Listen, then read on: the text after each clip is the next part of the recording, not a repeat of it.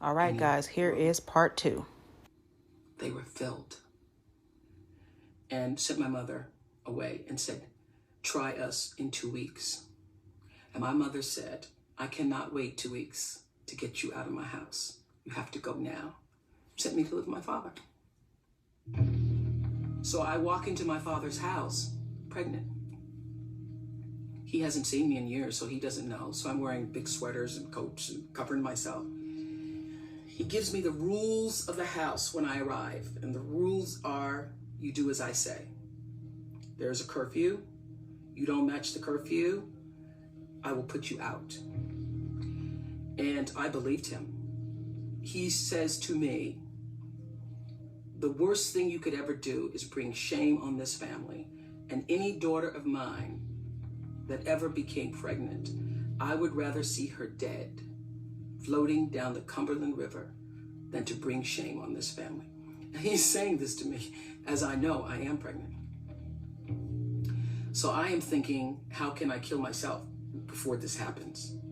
I did all kinds of crazy things like drinking bleach and trying to fall downstairs and all that stuff. My legs started to swell. I got sent to the pediatrician, and I'm sitting in the pediatrician's office, and the pediatrician obviously knows that I'm pregnant, but I'd hidden it successfully for 4 or 5 months from my father.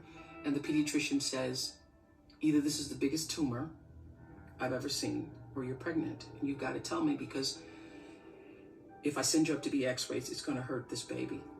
And I broke down in the pediatrician's office. As it turned out, the baby, who was a boy, did not live. And probably a week after I gave birth, I was back in school. I never felt any connection whatsoever to the child that I carried or gave birth to. And I later heard that my mother hid me. And what was so odd is that 14 years later, I did the same thing.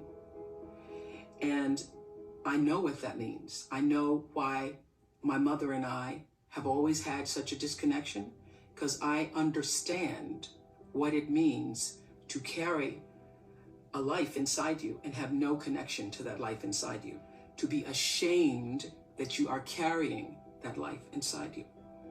So that really allowed me to have a lot of empathy to people who were born unwanted,